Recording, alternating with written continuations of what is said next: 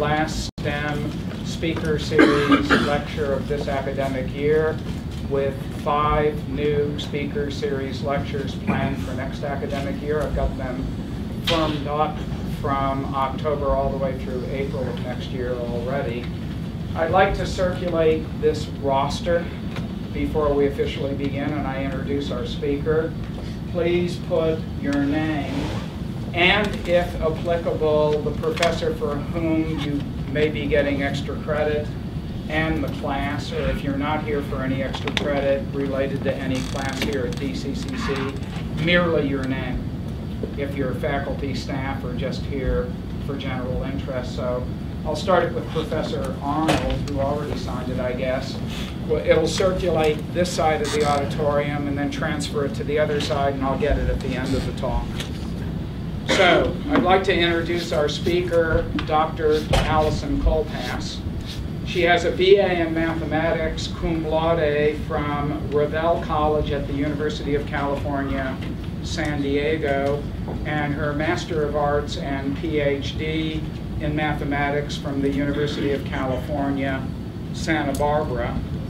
Her professional experience includes postdoctoral scholar in theoretical ecology, Department of Ecology, Evolution, and Marine Biology at UC Santa Barbara, a lecturer in the Department of Mechanical Engineering at UC Santa Barbara, visiting researcher at the Cousin Laboratory on Collective Animal Behavior, Department of Ecology and Evolutionary Biology at Princeton University, adjunct faculty in mathematics at the Blue Hens, University of Delaware, and currently assistant professor in the Department of Mathematics full-time at Westchester University, where she's begun developing a special calculus course for biology majors. Brand new course.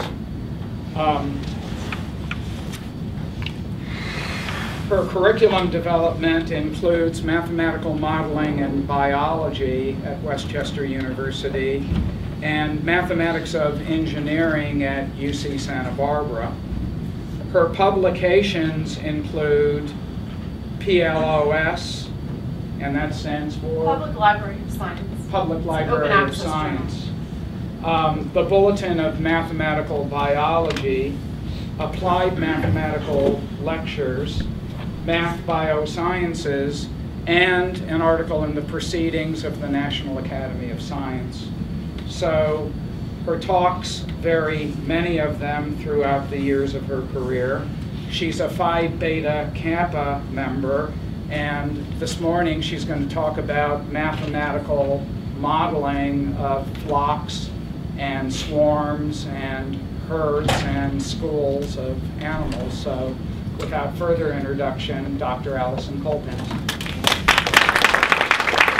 Thank you for the grand introduction. As you said, I will be talking about herds and flocks, but I'll also be talking about some other research topics, invertebrates and streams, population dynamics, and my more recent research at Westchester involving the locomotion of manta rays. So I'm going to give you a taste of some of the research directions I've gone in. And first, let me just tell you about the field of mathematical biology, because some people probably have never even heard of mathematical biology before. And I know I hadn't heard of it until I was a graduate student and sort of discovered the field and got really excited about it. So broadly speaking, mathematical biology is the use of mathematical models to quantify biological systems. It dates back to the early 19th century in the field of demography. So people were interested in projecting the world's population growth and the growth of animal populations. And it kind of took off from there. And recently, it's a huge field, including all areas of biology. You can use mathematics to help understand molecular biology, physiology, neuroscience, ecology, epidemiology, medicine, and psychology. And now even it's gone into the social sciences as well. So mathematical biology is a huge field. I think the main reason for the need of mathematics is that biological systems are very complex. as we all know, and dynamic. And there's a lot of data out there currently with the Human Genome Project. That's really shown the use of mathematics to understand that data. And there's also a need for basic model development. Physicists have always used mathematical models to describe how the universe works. Biologists are now needing mathematical models to get at a more mechanistic understanding of how biological processes work. So it's a huge field, and I'm only going to give a small sample of what I do, which is in the field of population dynamics. So my own research is in mathematical ecology, more specifically using mathematical models to describe population dynamics. And I've been really interested throughout my research in modeling populations on the move, so understanding the motion as well as the demographics of populations. So their movement in space and also their growth and decay in time. And so I've kind of dabbled in different research areas, but as I said, the main unifying theme is population dynamics and the spatial spread of populations. And so I'm just going to sort of give you an overview of what I'm going to talk about today. I will talk about my research on swarming in animal groups. When I use the term swarming, I just mean any sort of self-organized collective motion that you might have seen before. Has anybody seen the Planet Earth series before? There's lots of great footage of herds of animals on the Serengeti. Schools of fish are great examples of swarming. The second area of research that I'm going to give you a little bit of information on is my modeling of the demographics and movement of invertebrates and streams. I started that research when I was a postdoc in the Department of Ecology at UC Santa Barbara, so when I was doing my theoretical ecology postdoc. And that was a interdisciplinary team of environmental managers and mathematicians and theoretical ecology types who are working on restoring conditions to help restore and improve a portion of the Merced River in California. So I'll talk about some of the mathematical modeling I did in that area. And then finally I'll turn into my more recent research at Westchester University, which I just started about under a year ago with Dr. Frank Fish. I know his last name's great. He's a marine biologist and his last name's Fish. It's not a joke, it really is his name. And he is interested in the locomotion of marine animals, and I've been working on a project with him involving characterizing the turning capabilities of Manta Rays. So I'll talk about that. I have some neat movies of that to show you. But one thing I just want to point out before I begin is I don't do any of this research alone. I often work in interdisciplinary teams, and a lot of this research involves people in all the STEM fields: biology, physics, computer science, engineering, environmental management, and geology. So what I like about the research is I get to work with a lot of different people in the STEM fields. So the first thing I'm going to talk about is my research on invertebrate dispersal and population dynamics. So this is a series of images just to give you an idea of what the project was about. So as I mentioned, we were working with a team who was interested in modeling the population dynamics in a portion of the Merced River that was being restored in Central California. So I know California is way, on the West Coast, but hopefully someone's probably heard of Yosemite National Park. Anyone heard of that? Yeah, so this first picture is a picture of the river. It starts in Yosemite National Park, and then it filters down into the valley, and a lot of farmers are trying to use the river for their farming. There's a lot of people that unfortunately the river is not doing so well, and the main salmon population that used to live there no longer lives there. And so the goal of the project, it was funded by some governmental agencies in California as well as some federal agencies coming together, was to predict conditions that would make this restored portion of the Merced River a healthy stream where populations like invertebrates could thrive. Why we were interested in the invertebrate populations like mayflies, I have a picture of one right there, is that if the mayflies are doing well, then the salmon will do well, right? Because that's their main food. So we were interested in using mathematical models to help understand and make environmental management decisions. So here's a little bit of math. Just to give you kind of, I know, a history of the field. So a lot of mathematicians have been thinking about questions about population growth and dispersal. One of the classic equations, it's called a reaction diffusion equation, and it's been used in many different contexts, not just thinking about populations moving around in streams. It's also been used to understand the growth patterns in animals, so morphogenesis, as well as the Turing patterns, understanding animal patterns. It's a sort of an equation that's gotten a lot of mileage in mathematical biology. Fisher, in the 30s, explored this model. Fisher was a statistician and an ecologist. So you'll notice that a lot of people in the field, take on many roles. And he wrote down this equation that it's actually a fairly simple equation. Does anybody recognize the first term in the equation? Anyone had a calculus class and seen that first term? No? Okay. Well, they teach it. It's called the logistic equation, if that rings a bell. And it describes population growth. K is the carrying capacity. So a population is not going to grow exponentially, but it will grow and reach a carrying capacity. So it's a model for population growth with this restriction that the environment can only support a certain size population. And after that, the population is not going to be able to grow. So it's your basic model for population growth.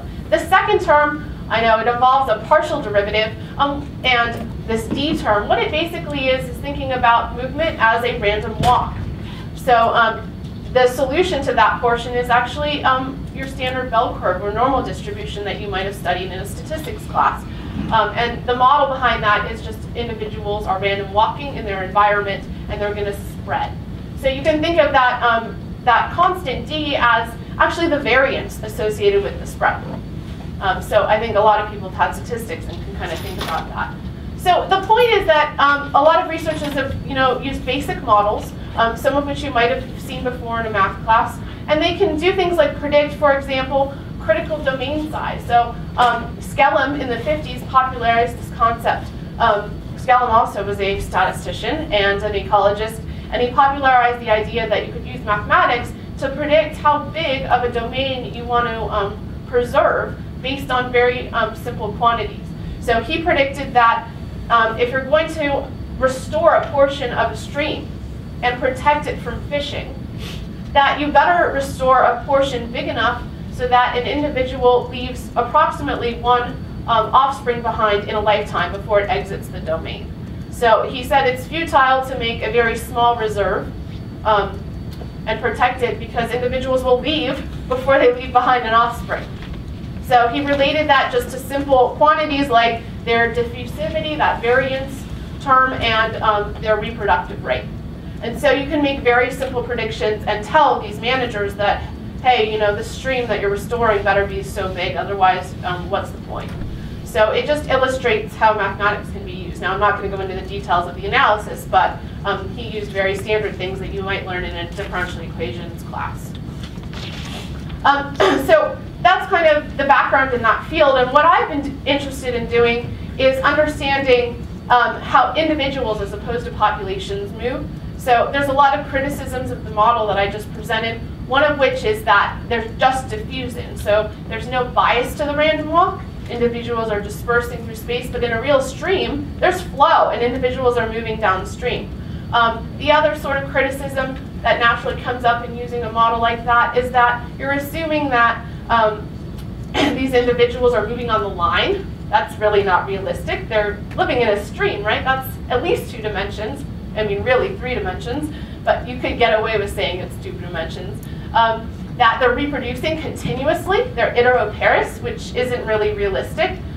Most invertebrates have, a seasonal reproduction schedule, and that you're also assuming there's a continuous number of individuals, which may or may not be realistic.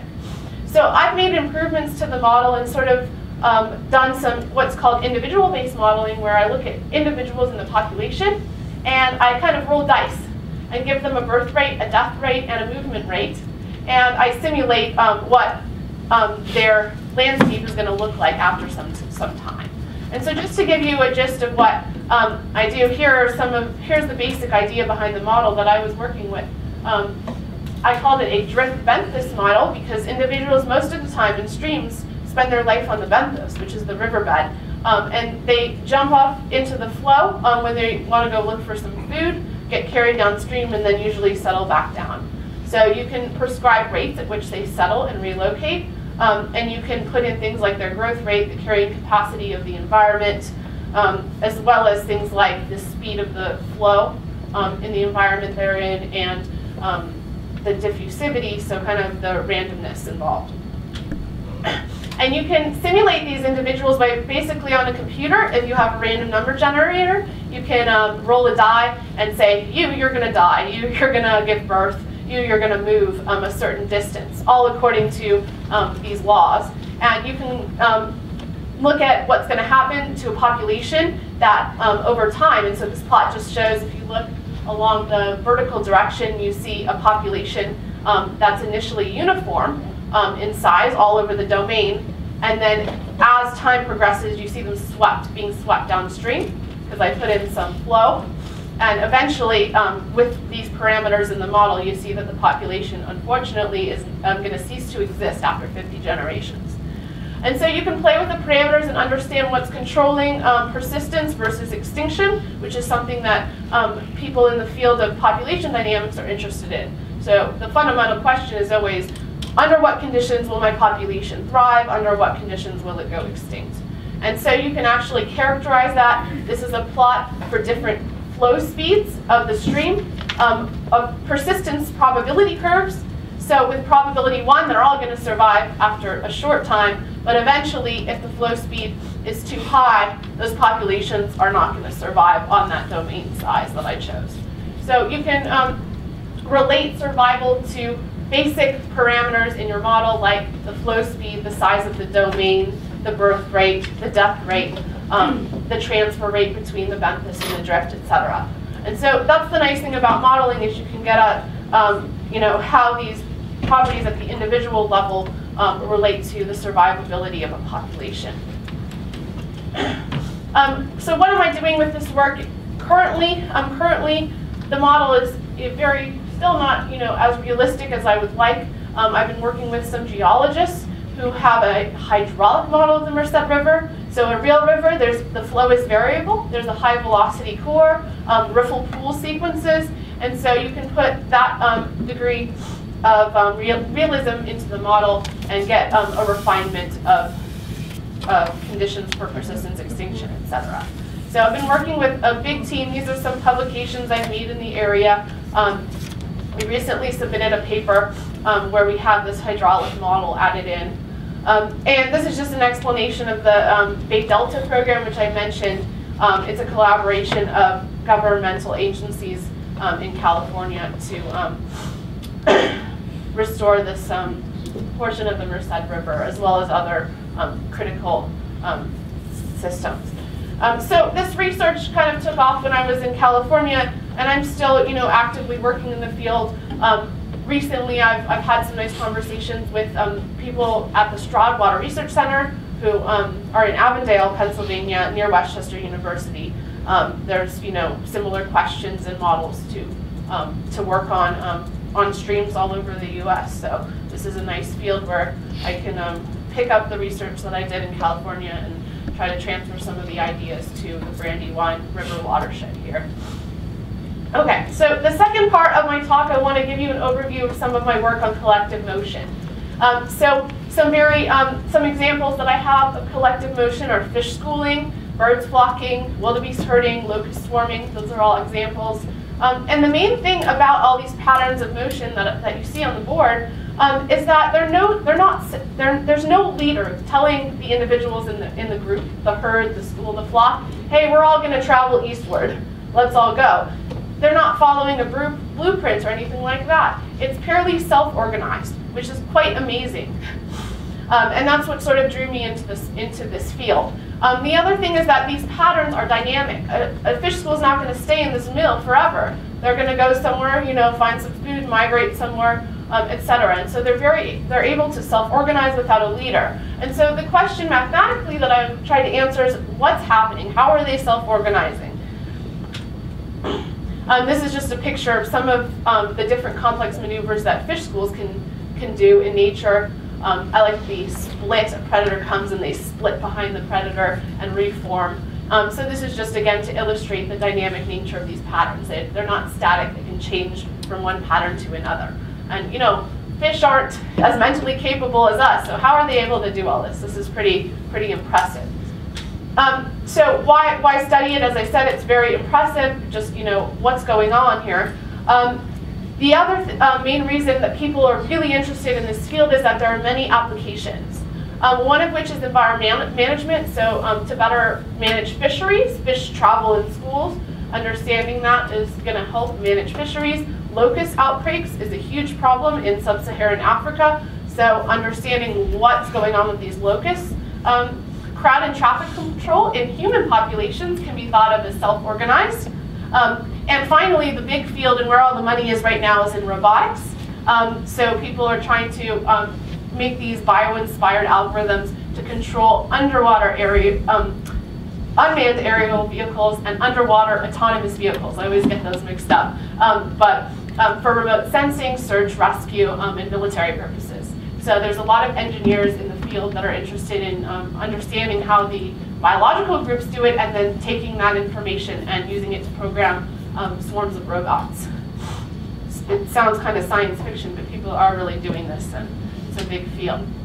So I want to give you just a gist of how the modeling might go. So in the models that I've worked on, they've been primarily geared towards schools of fish. My main collaborator, as the elder Dr. Kolpis mentioned, I was a visitor at the Collective Animal Behavior Lab of Ian Cousin at Princeton University, who is at the forefront of this field. He does research on fish schooling. He's published a number of popular science articles in Wired, in the New York Times, in National Geographic. So if you're interested in the field, you can read any of these articles. They're great reads. But the model is actually fairly simple. You assume that an individual has some position, a vector, and some velocity or heading. And at every time step, you think about what this individual is going to do, where it's going to head. And so you have a very simple equation that's just saying that, okay, the position at time t plus tau is going to be the position of the individual at the old time, and it's going to move at a certain speed s. And if it moves in that small time interval tau, if you multiply the two, you get the distance in the direction of its heading. So it's a very simple equation that just says, okay, this is how we move. We choose a direction, and then we take a step forward. Then we choose another direction and take a step forward. And so you can think about that as a very simple, using basic mechanics, model of motion. And so the big question is, okay, well, how are they organizing? And a lot of biologists think that, clearly there's some social interactions going on. That individuals are sensing their environment, the individuals around them, and making decisions based on what their friends are doing. That's how humans self-organize too, and how crowds form. And so a lot of the models that are currently being used are called zone models. And what these biologists posit is that there's just a couple of social behaviors going on. The first is repulsion, and everyone sort of is seated, a distance away from their neighbor. No one sits too close to each other, right? We want to keep some sort of distance away from our neighbors so that we don't crash into them. So I like to think of it as personal space. All the individuals have a personal space that they're happy with. And then the other main thing that biologists think is going on is that they're copying each other. So they're going to align with their neighbors, and they're also attracted to their neighbors. They don't want to remain isolated. What if a predator comes by? You don't want to be by yourself. And so those three main interactions, repulsion from neighbors that are too close, alignment with neighbors, copying what your friends are doing, and attraction, making sure you're not going to be isolated from the group, are the three fundamental things that are going on. And so this is what Ian Cousin published in Nature, this model. So this is not my own work, but his basic model. And this just sort of summarizes what I just said. He also put in things like a blind spot, which I like. It says that, okay, well, you can't really sense who's behind you, so there's some blind zone in the model. That's that little area here. And he also made the model what's called stochastic.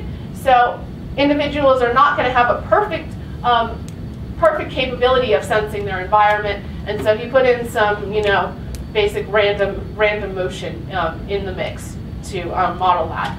And so what's really neat about these models is you can, put all of these rules in, figure out how big the zone of repulsion, alignment, and attraction are, and then simulate and see how a group might evolve over time according to the rules. And what's amazing about the models is that you see self-organization. So here's an example. And the main thing, I'm going to show you 3 simulations. The main thing that's changing is the weighting of attraction to alignment. So in the model, there's a parameter that controls how much individuals care about aligning with their neighbors versus attracting to them. And so what happens is I'm going to change that parameter over the course of the 3 simulations, and you can see the groups do a better and better job of aligning with each other. So here's a simulation of a group of individuals. I think this is 100, and they're all starting off randomly.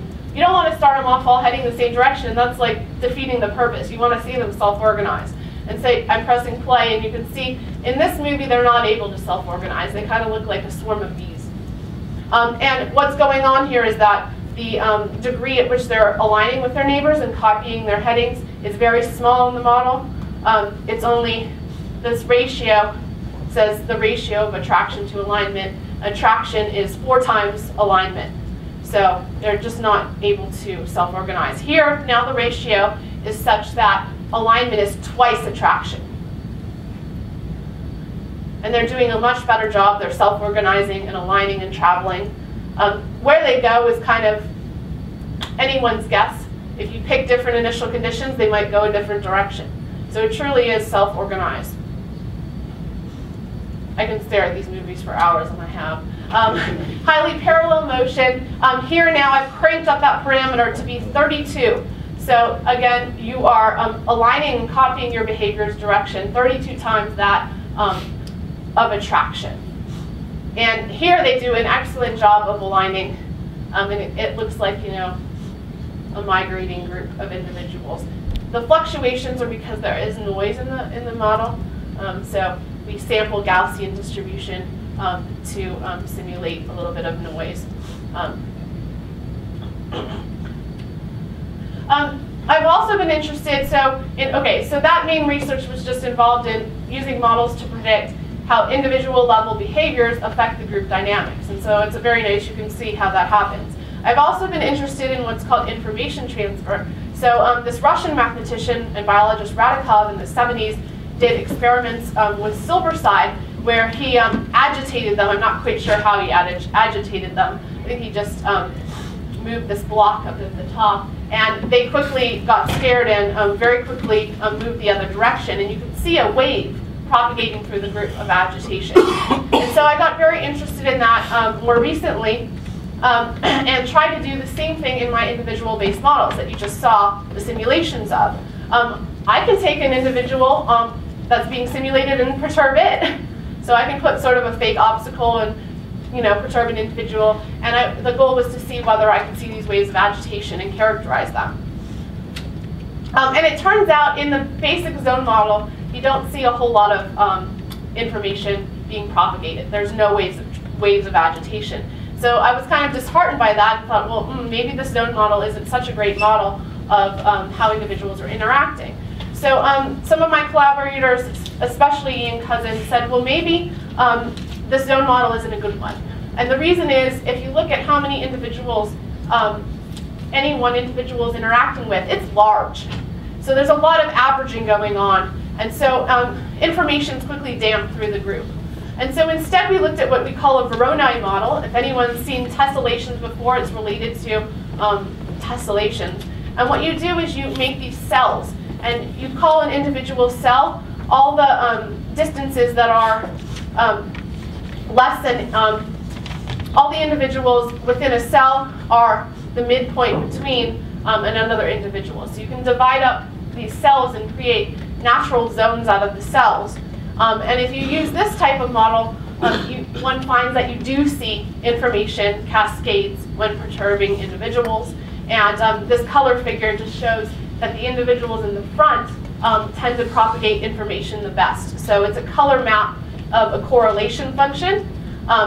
So individuals that are colored red when perturbed, produce a high correlation in the direction of where that group is going to go. So we were able to study that and see that the Voronoi model cell idea maybe is a more natural description of how individuals are interacting with each other.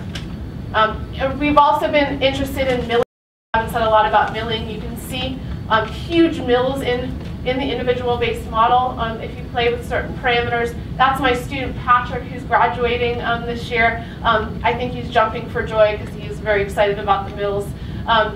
He's actually he's a student in the industrial math track at Westchester, and he's going to be going to graduate school at University of Delaware in the fall on full scholarship.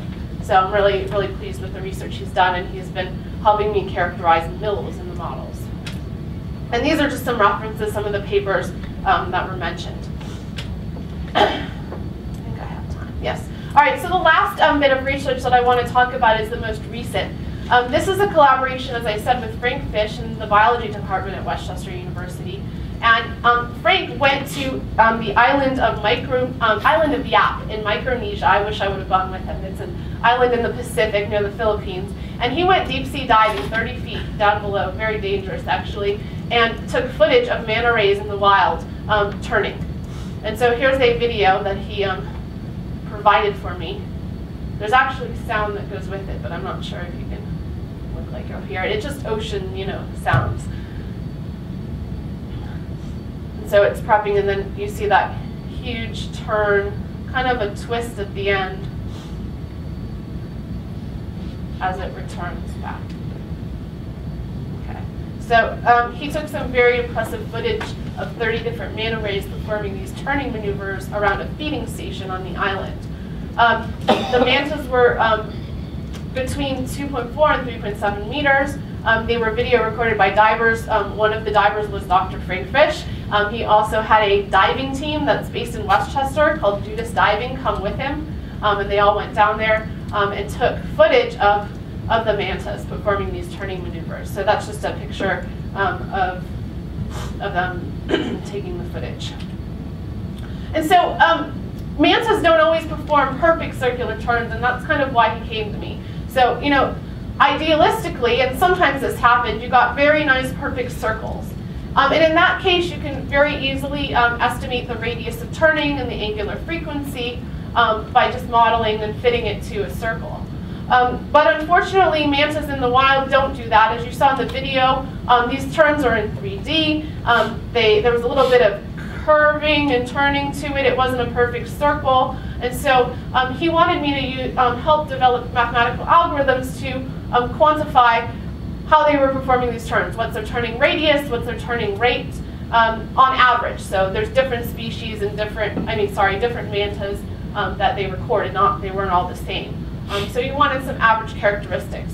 Why? Well, he has a grant from the Department of Defense, and they're interested, more bio-inspired robotics, in creating different vehicles to turn like mantas. They call it the Manta bot that he was working on. So this is an example from real data that he gave me of a turn by a manta. Notice it's not a perfect circle. If you look closely enough, there's a lot of sort of jitter in the data set. There's a lot of noise. Not surprising. I mean, it was down at 30 feet, and video capturing this, you're not going to get a perfect trace. So there's noise, and you don't see uniform circular motion, and it's not confined to a plane. So it really is full 3 dimensions, and you need more sophisticated algorithms for that. That's a picture of Alex, also a student at Westchester University, an undergrad, who did research with me on the manta turning. He's graduating. I don't know where he's going in the fall, but he's also a senior and he's graduating. So we use some nice mathematics that you might learn in a multivariable calculus class to try to describe the motion. So clearly, there's not just one circle. It's not a perfect circle. And so it's better to think about this as the turn is happening. You can fit little circles locally to describe the radius of turning at any one point in time. In order to do this sort of fit with osculating circles, by the way, osculating is a kissing circle, it's called. The fit requires knowing the first derivative, the velocity, and second derivative, acceleration of motion along the trajectory. If anyone studied curvature, you know you need to know those derivatives in order to estimate curvature, which is the reciprocal of the turning radius. And so when we initially started this project, we thought, okay, we'll just use simple finite difference schemes, which when you learn the definition of derivative in calculus, you learn that finite difference derivation. But unfortunately, because the data set's very noisy, you can't get away with that. So we had to develop more sophisticated algorithms involving regularized least squares to estimate these derivatives. And we were able to get a very good estimate of their turning performance. As I said, there were 30 sequences analyzed, and we estimated the median turning performance to be 46.5 degrees per second, which is right aligned with a lot of the data that Dr. Fish had already for other species of mantas that he did not know, that he did not directly work with, but taken from the literature. So this plot is actually, it shows that there's a power law, which is interesting. These are all different rigid body organisms, all the way from a ray to a whale, crocodile, a squid, and a beetle, and all rigid body motion, and they all fit this nice power law.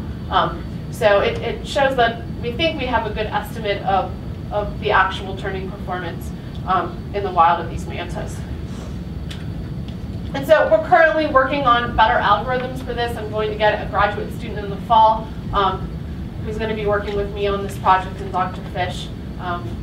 We recently presented a poster on this in Boston at the SIAM conference. SIAM stands for Society for Industrial and Applied Math. And if you're a mathematician and you do applied research, it's kind of the society that you join. It was also presented by Dr. Fish at a biology seminar in the winter. And in terms of funding, the Office of Naval Research, as I mentioned, is really interested in this because of the bio-inspired robotics applications. So lastly, I was told to say what some of my inspiration was for all of this, and this is my time to embarrass Dr. Kolpis, the other Dr. Kolpis. So why did I get into mathematical biology and specifically ecology? Well, I don't know. I attribute it to all those trips we took growing up to the national parks. I don't know how many we went to growing up. It was a long list.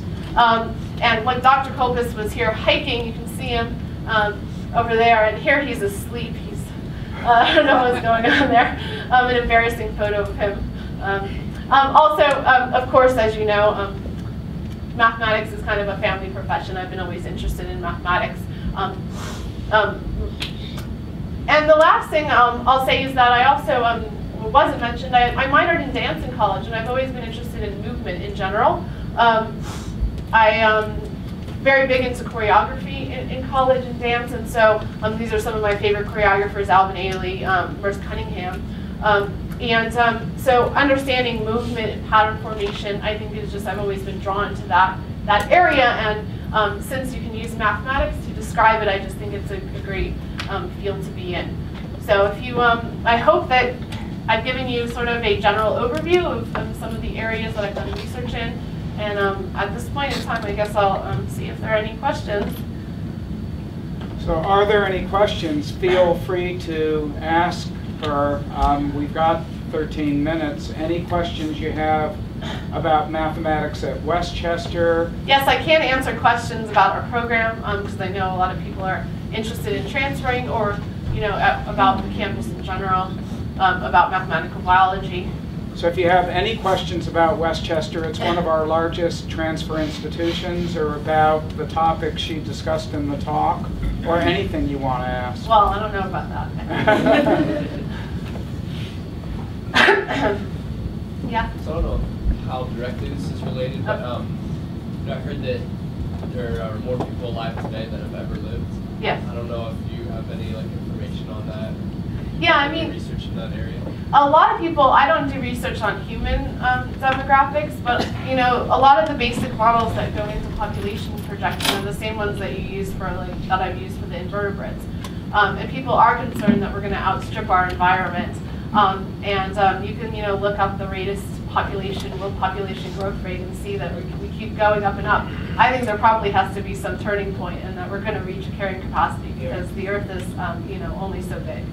So I guess that would be my answer to that. Yes. What's your first project rehabilitating the river in California? Oh, the Merced? Yeah. With, I think it's called fish farming or something like that. It's like where so people will gather, like they'll create a fake habitat environment for fish to reproduce, aside from the actual living places like the river.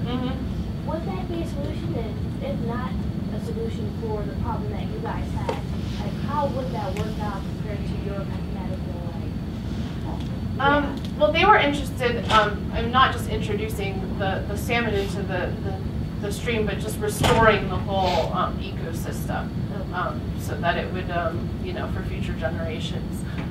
So they weren't just introduced in getting more salmon for people to fish. It was getting this ecosystem back. People were working on the vegetation around the stream and, you know, just improving the entire environment. Does the stuff about the swarming and the calculating the patterns of movements for like the individual bodies working together essentially as a mass? Yeah. Does that have applications for smaller scale stuff like circulation, neurons, hormones, stuff like that? Yes, in fact, my graduate advisor also did research on neuroscience and used some similar models to understand how neurons communicate with each other. And you can think of a whole system of neurons as sort of, you know, a self-organizing system. So yeah, there's so many applications to swarming and self-organization. Yes. Did you ever choreograph a dance based on a mathematical model?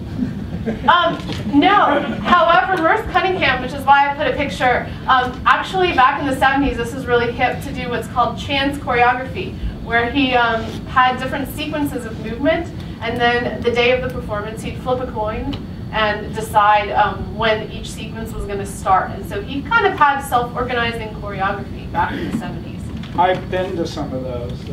Some people leave the performance Bizarre. after a couple of minutes because they're kind of bizarre, but he kind of does sort of probabilistic dance. So he would roll dice, and depending on what the dice showed up, the sum of the dice, that would be the next movement in the dance. And my wife and I left about halfway through. But you'd see interesting emergent phenomena arising out of that. No one recital was predictable, and interesting interactions would happen based on the chance. So I kind of like it because it kind of has a mathematical flair to it. Yes? So when can we expect Manta bots? Manta bots? I mean, people at the ONR are, you know, working on these right now. They have Manta bots, and they're refining them, you know, and using, you know, real Manta Rays as, you know, models for how these Manta bots are going to swim. I've seen them. I don't have a picture, unfortunately, but Dr. Fish works with some engineers on that. Yeah. So.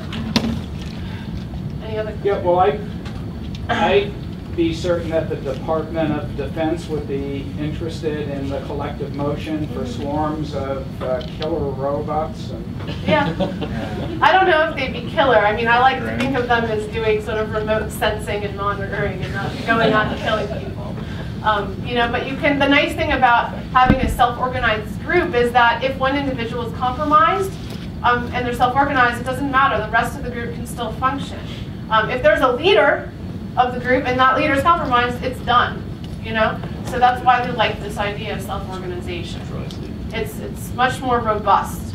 Yes. Could you use this research to divert a swarm of locusts that are rather rabid? That's the grand goal, is to understand how they're self-organizing and be able to divert them. Yes.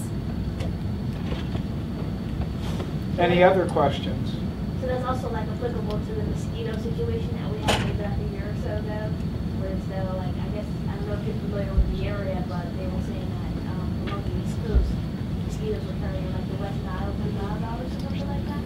Yeah, I don't know how self-organizing mosquitoes are as a species. I don't tend to think of them as self-organizing so much. And but the locusts certainly do. Traffic control and crowd control. Yes, you know, you can think about using the models to understand how a big mob forms. There's been papers about that. And also traffic you can think of as self-organizing as well. People have been using partial differential equations to model traffic. everyone just paid attention and, you know, was uniform in their motion and didn't make any erratic decisions, we would never have congestion. But unfortunately, people do, and the models predict that, you know, just a slight, you know, erratic behavior by one person can trigger an entire cascade of traffic. So, does that include in any way people's ability to think past traffic situations, like maybe not congestion, but like when you come to a light and you know, it says no turn on red, but you decide it's actually safe to turn on red? Is that? I'm not sure about that. Yeah, I mean that would be more sophisticated. But people are using some of these models for self-organization for understanding crowds, understanding traffic, and even understanding neuroscience. I've heard about some applications to swarming to medicine, sending in swarms with, you know, microbots to try to heal wounds and stuff like that. So it's a really, I think, growing and interesting field with a lot of applications. Any final questions? Okay, well, let's thank Dr. Coleman. And if you want to let your friends know, the talk will be repeated at 5 o'clock this evening and will eventually be on YouTube. Have a good afternoon.